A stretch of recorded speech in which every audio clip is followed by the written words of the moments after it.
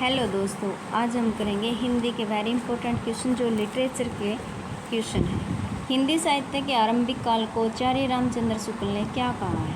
तो रामचंद्र जी ने क्या कहा था? आरंभिक काल को यानी आदिकाल को वीर गाथा काल कहा था। इसको याद करने के लिए हम ऐसे भी कर सकते हैं कि रामचंद्र जी क्या थे? वीर थे, तो उनकी गाथा आज भी गाई जाती है। तो वीर गाथा काल किसका था? रामचंद्र शुक्ल का था। वीर गाथा काल का कवि नहीं है। इनमें से कौन सा वीर गाथा काल का कवि नहीं है? तो इनमें से चिंदबरदाई भी है, चुगनिक भी है और मधुकर भी है। तो नामदेव क्या है? ये वीर गाथा काल के कवि नहीं है। वीर गाथा काल के सर्वश्रेष्ठ कवि कौन माने जाते हैं? तो वीर गाथा काल के यानी आदिकाल के कवि थे सबसे श्रेष्ठ चिंदबरदाई थे और पृथ्वीराज रासो इनकी रचना थी।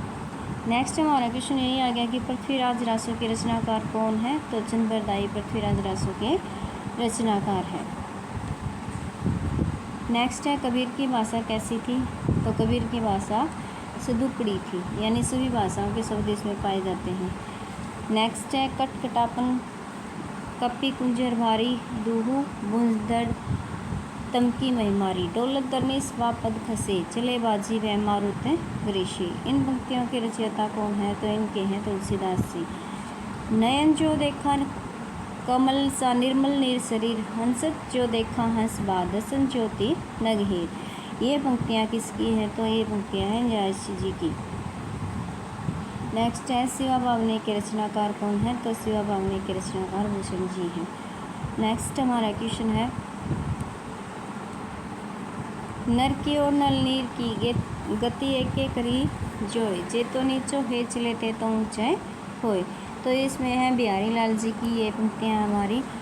तो हम ऐसे इसको याद कर सकते हैं, इस पंक्ति को वैसे ना याद रहे तो जैसे कि नर की और नल नीर की, यानी नीर क्या है? वो हमेशा नीचे ही मतलब अच्छे से रहता है नीचे की तरफ। तो ये हम इसको याद कर लेंगे ऐसे, नर की और नल नीर की गति बिहारी जी की है। सखी वे मुझसे कह कर जाते, तो ये है मैथिली सेन गुप्त की। इसको याद करने के लिए भी ऐसे ही कर सकते हैं कि सखी वे मुझसे कह कर जाते, यानी कहीं कोई जाता है तो शरण में जाता है। मैथिली सेन गुप्त। हिंदी कविता को छंदों की परिधि से मुक्त कराने वाले कौन थे? तो ये थे सूर्यकांत त्रिपाठी निराला जी, और ये मुक्तक छंद के मतलब निर्माता थे। तितली किसकी रचना है? तितली जयशंकर प्रसाद जी की रचना है। अतीत के चलचित्र के रचयिता कौन है? तो अतीत के चलचित्र ये हैं माधवी वर्मा जी की। पल्लव के रचयिता कौन है? पल्लव के रचयिता सुमित्रानंदन पंत है। ऐसे याद कर लेंगे, पैसे पंत और पैसे पल्लव सुमित्रानंदन पंत। नेक्स्ट हमारा क्वेश्चन है चिंतामणि के रचयिता कौन है? तो ये रामचंद्र शुक्ल जी की है चिंतामणि। जन्मेजय का नागयज्ञ किसकी कृति है? जन्मेजय का नागयज्ञ जयशंकर प्रसाद जी की रचना है। हम दीवानों की क्या हस्ती आज यहाँ कल वहाँ चले मस्ती का आलम साथ चला हम धूल उड़ाते जहाँ चले।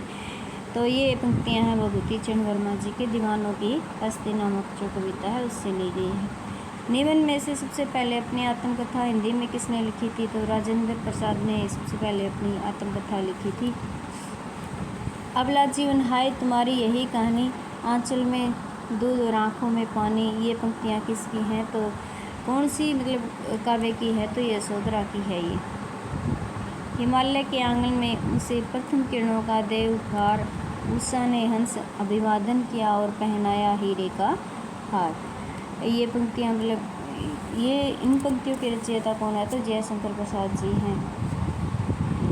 नेक्स्ट है आंचलिक रचनाएं किससे संबंधित होती है? तो क्षेत्र विशेष से होती है, यानी विशेष क्षेत्र हो गया मतलब अपने अपने क्षेत्र से जो रचनाएं निकल के आती हैं वो आंचलिक क्षेत्र हो गया, जैसे ग्रामीण क्षेत्र में ज़्यादा होती है।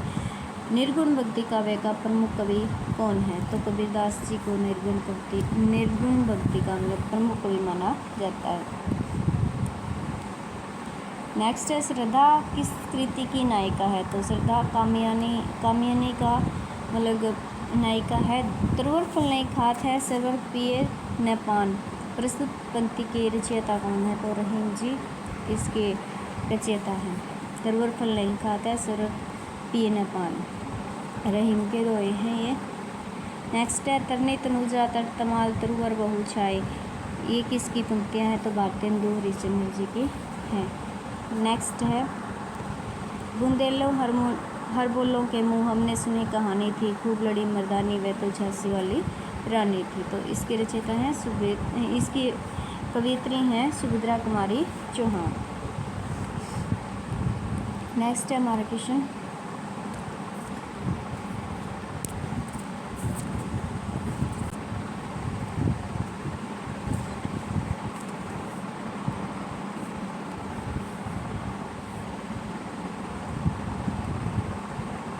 मुझे तोड़ लेना वनमाली, उस वक्त में देना तुम फेंक, मातृभूमि पर सिर चढ़ाने जिस तक जामे वीर अनेक। तो ये पंक्तियाँ हैं फूल की अभिलाषा, ये रचना है माखनलाल चतुर्वेदी जी की रचना है। दरवाजे से चंडालगढ़ी की तरफ दौड़ाने पर एक अद्भुत दृश्य दिखाई देता है, ये राहुल साकरताइन की यात्रा वृत्तांत है, उसमें से ली गई है।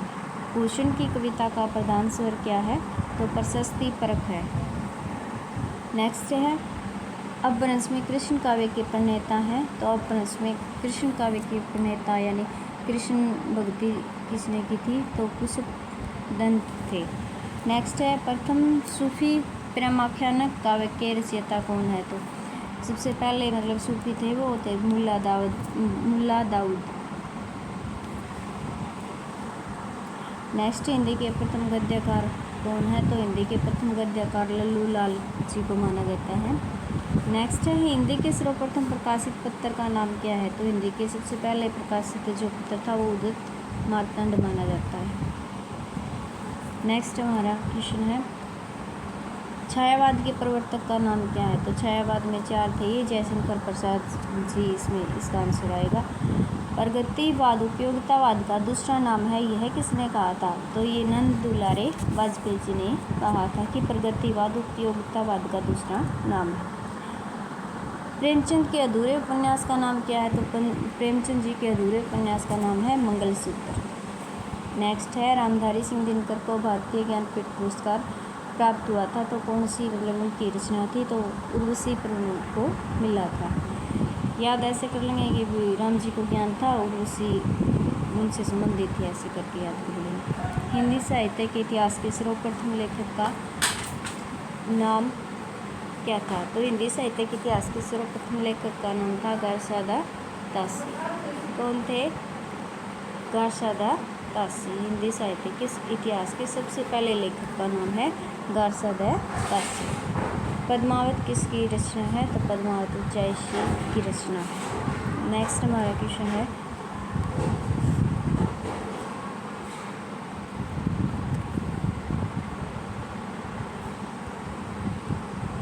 बेताल पचीसी के रचनाकार कौन थे? तो बेताल पचीसी के रचनाकार सूक्ति मिश्र। सुहाग के नुपुर के रचयिता कौन है? तो अमृतलाल नागर। सुहाग के नुपुर किसकी है? अमृतलाल नागर की। संस्कृति के 4 अध्याय किसकी रचना है? तो संस्कृति के 4 अध्याय रामधारी सिंह दिनकर जी की रचना है। अशोक के फूल के रचनाकार कौन है? तो हजारी प्रसाद द्विवेदी जी हैं। भी हजारों में अशोक के फूल मिलते हैं, ऐसे करके याद रख लेंगे। झरना जो काव्य है उसके रचयिता कौन है? जयशंकर प्रसाद जी है, ऐसे याद कर लेंगे। शंकर जी के पाँव के पास झरना रहता है। भारत भारती काव्य के रचनाकार कौन है? भारत भारती इसके हैं मैथिली सेन गुप्त। दोहा कोश के रचयिता कौन है? तो सरहप्पा दोहा कोश के रचयिता है।